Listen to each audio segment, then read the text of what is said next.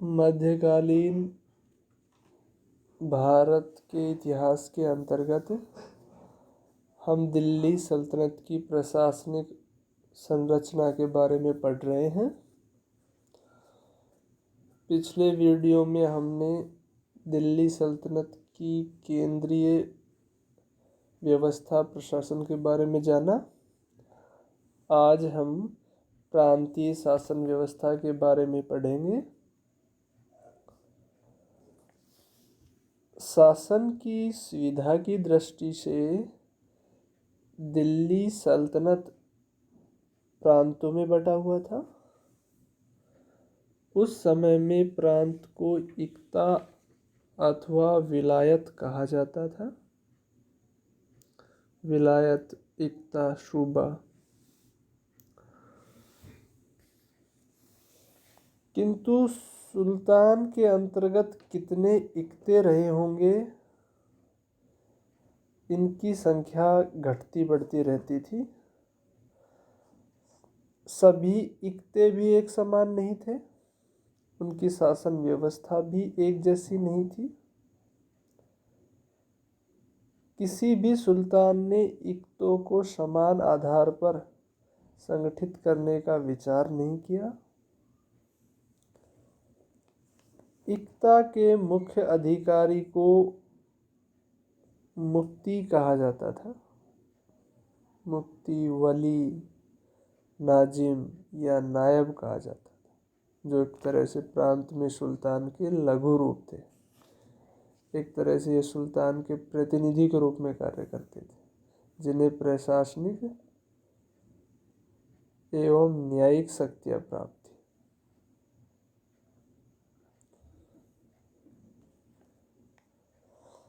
सुल्तान स्वयं इस पदाधिकारी की नियुक्ति करता और वही उसे अपदस्थ, दंडित तथा स्थानांतरित कर सकता था। सल्तनत काल में 3 प्रकार के प्रांत थे। एक तो निकटवर्ती इक्ता, जैसे मुल्तान, पंजाब और दोआब, मतलब राजधानी के निकट। दूरस्थ प्रांतों में जैसे गुजरात, मालवा, बंगाल और बिहार। और तीसरे तरह के होते थे करद राज, जो नाम मात्र के लिए सुल्तानों के अधीन थे।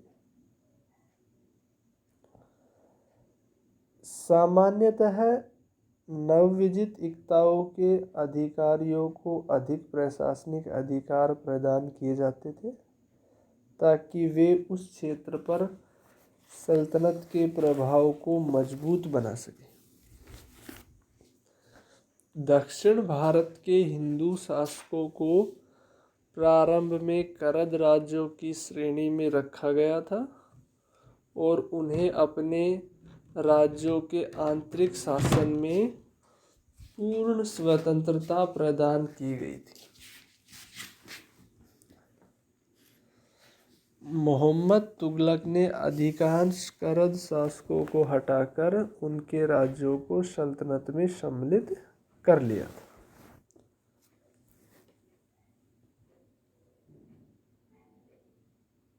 इक्ताओं के जो अधिकारी थे, जो इक्तेदार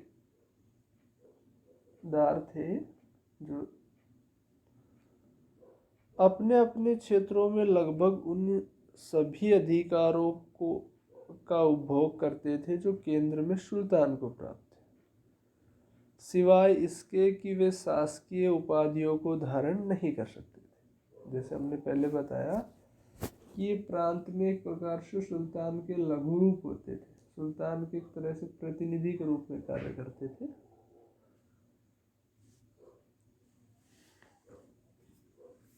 और इक्ताओं के अधिकारियों के जो मुख्य काम था वो था कि इक्ता एक तरह से प्रांत में शांति, कानून और व्यवस्था को बनाए रखना, राजस्व वसूल करना तथा इक्ता के प्रशासनिक व्यय को राजस्व में से खर्च करने के बाद शेष धन केंद्रीय कोष में जमा कराना, लोगों को न्याय प्रदान करना तथा इक्ता की सुरक्षा करना।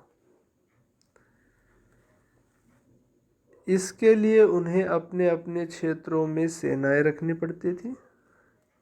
अपने अधीन पदाधिकारियों को नियुक्त करने का उन्हें अधिकार था और अपने अधीनस्थ संपूर्ण प्रदेशों के शासन का उत्तरदायित्व उन्हीं पर था।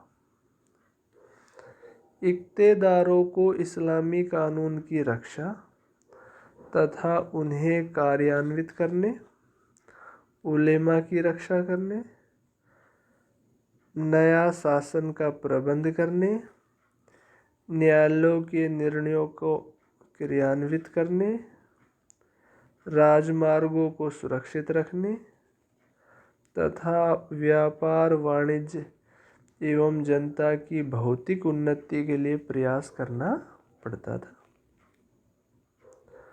सुल्तान का आदेश मिलने पर उन्हें अपनी सेना सहित सुल्तान की सहायता को जाना पड़ता था। सुल्तान की अनुमति के बिना वे किसी विजय अभियान को अपने हाथ में नहीं ले सकते थे। विजय अभियानों से लूट में प्राप्त हाथियों और शत्रु के राज परिवार की स्त्रियों पर सुल्तान का एक अधिकार समझा जाता था।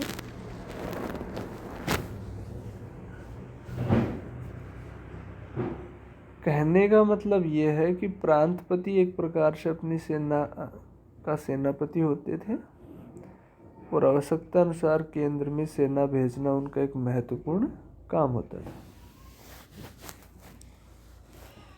इक्तेदार की सहायता के लिए अनेक अधिकारी होते थे, जिनमें प्रांतीय वजीर, आरिज और काजी मुख्य थे। राजस्व वसूली के लिए नाजिर और वाकुफ होते थे। साहिबे दीवान नामक पदाधिकारी हिसाब रखता था और उसके संबंध में केंद्रीय सरकार के पास विस्तृत ब्यौरा भेजा करता था। डॉक्टर कुरैशी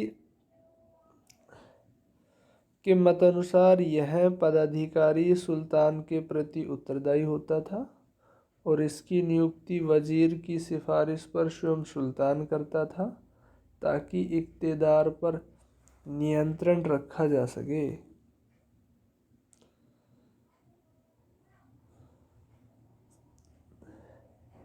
इसके अलावा केंद्रीय सरकार के गुप्तचरों को भी इक्तों में नियुक्त किया जाता था, जो अन्य सूचनाओं के साथ साथ इक्तेदारों की गतिविधियों की सूचना भी सुल्तान तक पहुंचाते थे। ये व्यवस्था एक प्रकार से इक्तेदारों पर नियंत्रण और संतुलन रखने की नीति के तहत किया गया था।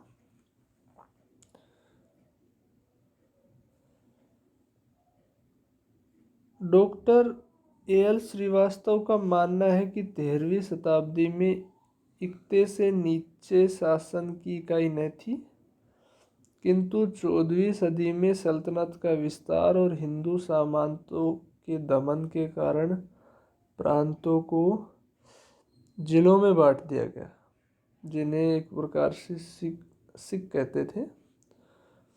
मतलब प्रांतों को सिकों में बांटना आवश्यक हो गया और प्रत्येक जो जिला या सिक को सिकदार नामक एक अधिकारी के अंतर्गत रखा जाता था। संभवतः वह सैनिक पदाधिकारी होता था और उसका काम अपने अधिकार क्षेत्र में कानून व्यवस्था कायम रखना था। कुछ समय बाद सिख को भी छोटी इकाई में बांटने की आवश्यकता अनुभव हुई और सरकार नामक एक नई प्रशासनिक इकाई अस्तित्व में आई। फिर सरकार को भी कई परगनों में विभाजित किया गया। एक परगने में कई गांव होते थे। गांव शासन की सबसे छोटी इकाई होती थी।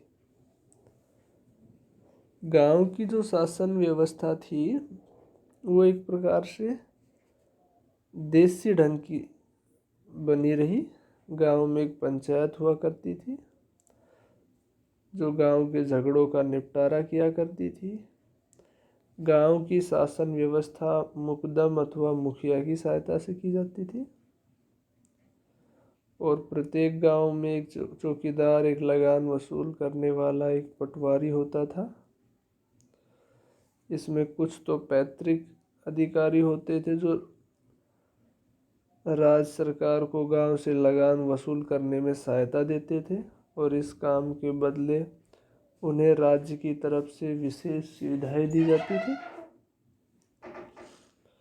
साधारण समय में सुल्तान गांव के काम में हस्तक्षेप नहीं करता था। परगने का प्रशासन की अगर बात करें तो परगने की मालगुजारी वसूल करने के लिए मुतशरीफ नामक अधिकारी होता था। उसकी सहायता के लिए मुशरिफ, मुहसिल, गुमास्ता, सरहंग आदि अन्य कर्मचारी होते थे। मुशरिफ फसलों का निरीक्षण करके किसान द्वारा दी जाने वाली मालगुजारी तय करता था। मुहसिल किसानों से लगान प्राप्त करता था। गुमास्ता एजेंट का काम करता था तथा सरहंग चपरासी का काम करता था। आगे चलकर मुतशरीफ को आमिल तथा सिकदार कहा जाने लगा और मुहसिल को खजांची।